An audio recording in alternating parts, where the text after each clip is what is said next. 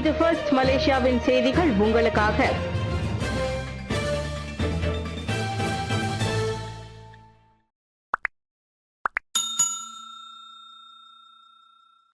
KTMB வரலாறு நீண்ட தொடர் விடுமுறைக்கு மிக அதிகமாக 3,47,000 ரயில் டிக்கெட்டுகள் விற்பனை. வரவிருக்கும் நீண்ட தொடர் விடுமுறையை முன்னிட்டு கேடிஎம்பி நிறுவனம் தனது வரலாற்றிலேயே மிக அதிகமாக 3,47,000 டிக்கெட்டுகளை விற்பனைக்கு வெளியிட்டுள்ளது. ஹரிராயா, ஹஜி, விசாக தினம் மற்றும் மாட்சிமை தங்கிய பேரரசரின் அதிகாரப்பூர்வ பிறந்தநாள் ஆகிய 3 முக்கிய பொது விடுமுறைகள் அடுத்தடுத்து வருவதால் இந்த நடவடிக்கை எடுக்கப்பட்டுள்ளது. இதுவரை கிட்டத்தட்ட 80 விழுக்காடு அல்லது 2,70,000 டிக்கெட்டுகள் விற்று தீர்ந்துவிட்டதாக கேடிஎம்பி குழும தலைமை நிர்வாக அதிகாரி டாக்டர் அஸ்லான் ஷா அல் பக்ரி தெரிவித்தார். குறிப்பாக கிழக்கு கரைக்கான ரயில் சேவைகள் முற்றிலும் விற்று தீர்ந்துவிட்டன. அதேவேளை தென் மற்றும் வட வழித்தடங்களுக்கான டிக்கெட் விற்பனை முறையே 88 மற்றும் 82 விழுக்காட்டை எட்டியுள்ளன. இன்னும் 60,000க்கும் மேற்பட்ட டிக்கெட்டுகள் மட்டுமே மீதமுள்ளன. இவ்வேளையில் பொதுமக்களின் பயண சுமையை குறைக்க மடானி 30 மற்றும் எக்ஸ்பிரஸ் லம்பியான் ஆல்டிதா திட்டங்களின் கீழ் 30 விழுக்காடு கட்டண தள்ளுபடி வழங்கப்படுகிறது. இந்த விடுமுறை காலத்தில் பயணிகள் பாதுகாப்பாகவும் வசதியாகவும் பயணிக்க அனைத்து தொழில்நுட்பம் மற்றும் செயல்பாட்டு தயாரிப்புகளும் முழுமையான தயார் நிலையில் உள்ளதாகவும் அஸ்லான் உறுதியளித்தார். கிக் தொழிலாளர்களுக்கு புதிய உத்வேகம். 130 மில்லியன் ரிங்கிட் மதிப்பிலான திட்டங்களை அறிவித்தார் அமைச்சர் ரமணன். நாட்டில் கிக் தொழிலாளர்களின் சமூக பாதுகாப்பு மற்றும் திறன் மேம்பாட்டை உறுதி செய்வதற்காக அரசாங்கம் பல்வேறு புதிய திட்டங்களை தீவிரமாக செயல்படுத்தி வருகிறது. ஸ்லாங்கூர் சுங்கைபுலோவில் நடைபெற்ற ராக்கான் கிராப் அல்லது கிராப் பங்காளிகளின் பாராட்டு விழாவில் கலந்து கொண்டு பேசிய மனிதவள அமைச்சர் டாக்டர் ஸ்ரீ ரமணன் ராமகிருஷ்ணன் இதை தெரிவித்தார். தொழிலாளர்களின் பொருளாதார போட்டித்தன்மையை அதிகரிக்க 20 மில்லியன் ரிங்கிட் நிதி ஒதுக்கீட்டுடன் கூடிய பேஸ் திட்டமும் ஏஐ மற்றும் அதிநவீன தொழில்நுட்ப திறன்களை வழங்க 110 மில்லியன் ரிங்கிட் மதிப்பிலான அல் மைமஹீர் திட்டமும் தற்போது அமல்படுத்தப்பட்டு வருவதாக அவர் குறிப்பிட்டார். தவிர ஹெயிலிங் ஓட்டுநர்கள் ஏடிடெக் மையங்கள் வழியாக தொழில்நுட்ப பயிற்சிகளை பெறலாம் என்றும் வேலைவாய்ப்புகளுக்கு மை ஃபியூச்சர் ஜாப்ஸ் தளத்தை பயன்படுத்தலாம் என்றும் அமைச்சர் விவரித்தார். மேலும் தொழிலாளர்களின் உரிமைகளை பாதுகாக்கவும் புகார்களை தெரிவிக்கவும் அத்வான் இணைய பக்கம் கொண்டு வரப்பட்டுள்ளது. கிக் துறையின் நீண்டகால வளர்ச்சிக்கு அரசாங்கம், சேவை நிறுவனங்கள் மற்றும் தொழிலாளர்கள் இணைந்து செயல்பட வேண்டும் என ரமணன் வலியுறுத்தினார். இந்நிகழ்வில் சுங்கைபுலோ வட்டாரத்தை சேர்ந்த சுமார் 1000 ஹெயிலிங் மற்றும் ஹெயிலிங் ஓட்டுநர்கள் கலந்து கொண்டனர். 1,86,580 ரிங்கிட் வோல்க்ஸ்வேகன் கார் பரிசுடன் களமிறங்கும் வணக்கம் மலேசியாவின் 2ஆம் ஆண்டு நல்லெண்ண கோல்ஃப் போட்டி. உள்ளூர் தமிழ் ஊடக வரலாற்றில் முதல் முறையாக 1,86,580 ரிங்கிட் மதிப்புள்ள வோல்க்ஸ்வேகன் கோல்ஃப் ஆர்லைன் சொகுசு காரை ஹோல் இன் ஒன் மெகா பரிசாக கொண்டு வணக்கம் மலேசியாவின் நல்லெண்ண கோல்ஃப் போட்டி 2026 வரும் ஜூன் 5ஆம் தேதி ஷா அலாமில் மிக பிரம்மாண்டமாக நடைபெறுகிறது. கோல்ஃப் விளையாட்டு உலகிற்கு ஒரு புதிய தெம்பாகவும் சமூக பணிகளுக்கு பேராதரவாகவும் விளங்கும் வண்ணம் நாட்டின் முன்னணி தமிழ் மின்னியல் ஊடகமான வணக்கம் மலேசியா தனது முத்திரையை பதிக்கிறது.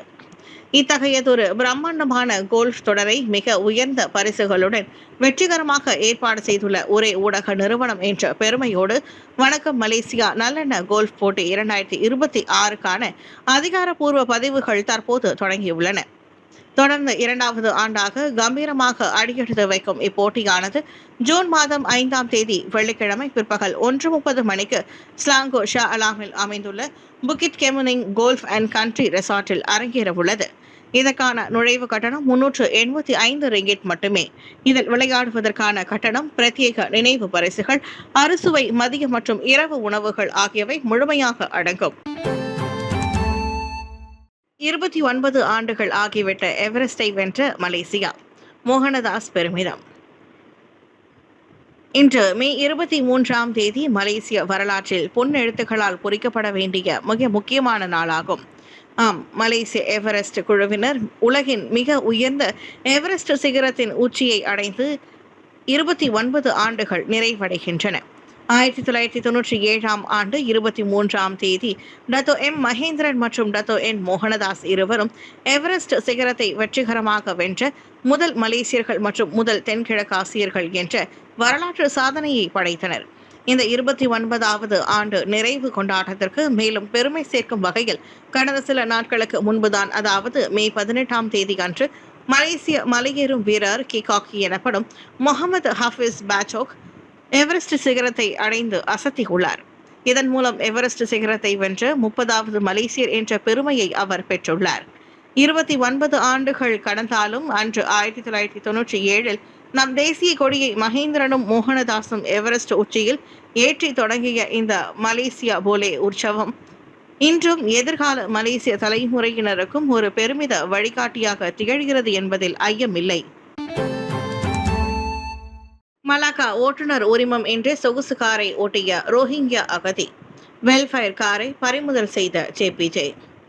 மலாக்கா சாலை போக்குவரத்து துறை ஜேபிஜே நடத்திய அதிரடி சோதனையில் டொயோட்டா வெல்ஃபயர் ரக சொகுசு கார் ஒன்று பறிமுதல் செய்யப்பட்டுள்ளது. UNHCR அட்டையை வைத்திருந்த ரோஹிங்கியா இனத்தை சேர்ந்த ஒரு நபர் எந்தவொரு முறையான ஓட்டுநர் உரிமமும் இன்றி இந்த ஆடம்பர காரை ஓட்டி சென்றது சோதனையில் தெரிய வந்தது. 1987ஆம் ஆண்டு சாலை போக்குவரத்து சட்டத்தின் கீழ் அந்த வாகனம் உடனடியாக அதிகாரிகளால் பறிமுதல் செய்யப்பட்டது. சொகுசு கார் பறிமுதல் செய்யப்பட்டதை அடுத்து அந்த வெளிநாட்டு ஓட்டுநரும் அவருடன் பயணித்தவர்களும் சம்பவ இடத்திலிருந்து வேறு வழியின்றி கால்நடையாகவே நடந்து வீட்டுக்கு திரும்பியுள்ளனர். வெளிநாட்டினர் உரிமமின்றி சட்டவிரோதமாக வாகனம் ஓட்டுவதை கட்டுப்படுத்தவும் சாலை பாதுகாப்பை உறுதிப்படுத்தவும் இத்தகைய கடுமையான சோதனைகள் தொடரும் என ஜேபிஜே அதிகாரிகள் தெரிவித்துள்ளனர். ஜேடிடியின் வரலாற்று மலேசிய கிண்ண வெற்றி. ஜொஹூரில் திங்கட்கிழமை பொது விடுமுறை. மலேசிய கிண்ண கால்பந்து போட்டியில் ஜேடிடி அணி ஜொஹூர் டாருல் தக்சீம் அணி வரலாற்று சாதனை படைத்ததை ஒட்டி நாளை திங்கட்கிழமை அன்று ஜொஹூர் மாநிலத்திற்கு சிறப்பு பொது விடுமுறை அறிவிக்கப்பட்டுள்ளது. புகிட் ஜாலிலில் நேற்று நடைபெற்ற இறுதி ஆட்டத்தில் ஜேடிடி 2-0 என கூச்சிங் சிட்டி FCயை தோற்கடித்து கிண்ணத்தை வென்றது. இதன் மூலம் தொடர்ந்து 4வது முறையாக மலேசிய கிண்ணத்தை கைப்பற்றி சாதனையை நிகழ்த்திய முதல் மற்றும் ஒரே கால்பந்து கிளப் என்ற வரலாற்றை ஜேடிடி படைத்துள்ளது.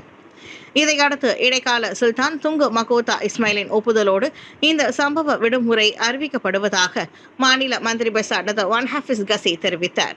இந்த வெற்றி ஜொஹூர் மக்களுக்கும் ரசிகர்களுக்கும் குறிப்பிட்ட ஒரு பரிசு என அவர் குறிப்பிட்டுள்ளார்.